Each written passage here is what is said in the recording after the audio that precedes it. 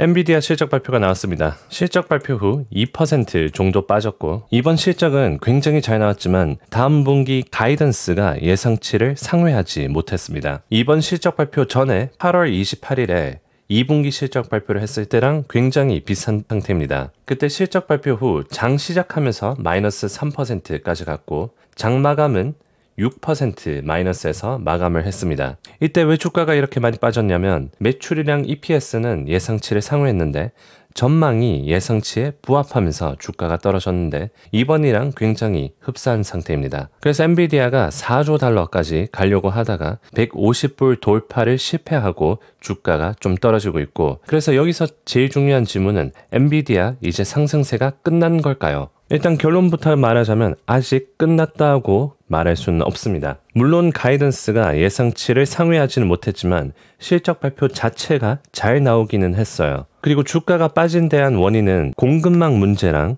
발열 문제 때문에 주가가 빠진 것도 어느 정도 기여를 하고 있는 것처럼 보입니다. 이제 젠슨 황이 실적 발표 이후에 인터뷰를 보통 하는데 이번에도 인터뷰를 할지 모르겠지만 아마 높은 확률로 할 것 같습니다. 만약에 빠르면 오늘 인터뷰를 한다면 이 두 가지 이슈, 발열 이슈 그리고 공급망 문제에 대해서 좀 시원하게 투자자들이 가려운 부분을 잘 긁어준다면 주가가 그래도 계속 상승할 수 있을 가능성은 있어 보입니다. 그리고 어닝스 콜 때 블랙웰에 대한 수요가 굉장하다라고 얘기를 정말 강조했기 때문에 4분기 실적 발표 때, 즉 다음 실적 발표 때에 대한 기대감도 여전히 살아날 수 있는 상황입니다.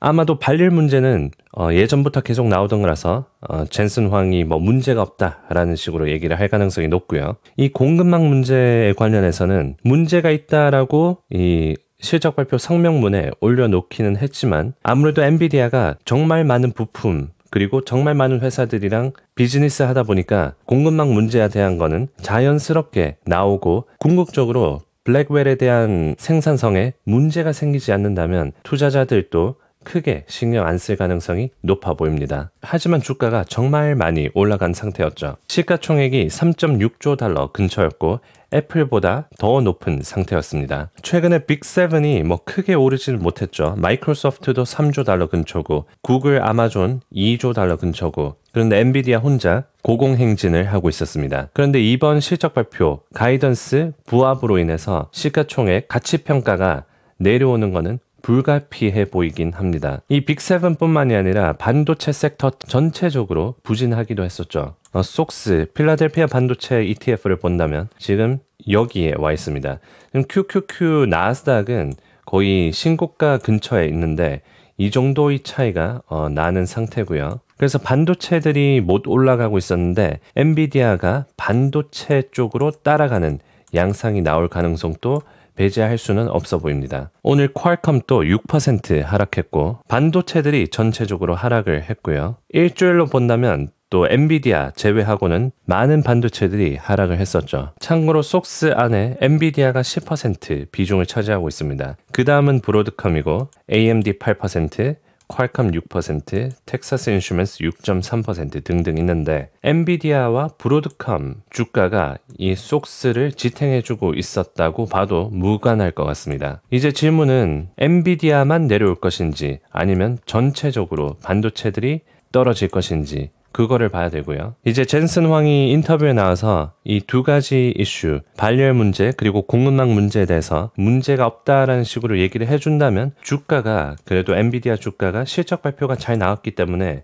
회복할 가능성은 있어 보입니다. 하지만 그 인터뷰에서도 이 두 가지 문제에 대해서 시원하게 대답을 하지 못한다면 투자자들은 매도할 가능성이 또 높아지겠죠. 이제 브로드컴 실적 발표가 다음 주에 나옵니다. 엔비디아 실적 발표는 이제 지나갔고 이 낸시 펠로시 트래커를 보면 엔비디아를 여전히 유지하고 있고 브로드컴도 여전히 매도하지 않았습니다. 어떻게 보면 이 반도체, 특히 엔비디아와 브로드컴의 투자자들이 심리적 지주라고 볼 수 있는 이 낸시 펠로시가 매도를 아직까지 안 했다는 것은 그래도 좀 긍정적으로 볼 수 있지 않을까 싶기도 하고요. 다만 단기적으로는 엔비디아 주가가 하락을 하고 이제 시장 전체적으로 매도가 나올 가능성이 높은 가운데 지금 지정학적 이슈도 계속 나오고 있습니다. 예를 들어서 우크라이나가 이틀 전에는 미국 미사일을 러시아에 발사했는데 어제는 영국으로부터 받은 미사일을 러시아에 쐈습니다. 그렇게 하면서 미국과 영국을 참전하는 분위기로 몰아가면서 러시아랑 유럽 그리고 미국과 지정학적 텐션을 높이고 있습니다. 지난주에 나스닥이 연속으로 5일 동안 하락을 했었죠. 여기 보시면 하나, 둘, 셋, 넷, 다섯. 그러다가 이번 주에는 월화 반등이 있었습니다. 그리고 오늘은 엔비디아 실적 발표 전에 보합이었고요. 그래서 지난주에 긍정적인 뉴스가 있었음에도 불구하고 매도가 나왔습니다. CPI 물가지수라든지 PPI라든지 전체적으로 괜찮게 나왔음에도 불구하고 주가가 떨어졌어요. 높은 금리가 하나의 원인이 되기도 했고요. 근데 요즘에는 지정학적 이슈도 나오고 있고 리스크도 나오고 있습니다. 엔비디아도 실적 발표가 그렇게 굉장하지는 못했어요. 그러면 이 기대감으로 올라갈 수 있을까요? 아니면 여기서 떨어지는 가능성이 더 높을까요? 저는 여기서 떨어질 가능성이 높다라고 생각하고 앞으로 큰 호재가 나오지 않는 이상 주가가 올라갈 가능성은 주가가 내려갈 가능성보다 낮다라고 생각합니다. 그래서 매수 포지션은 조심하는 게 좋을 것 같고 그렇다고 공매도 하기도 애매한 포지션이기도 해요.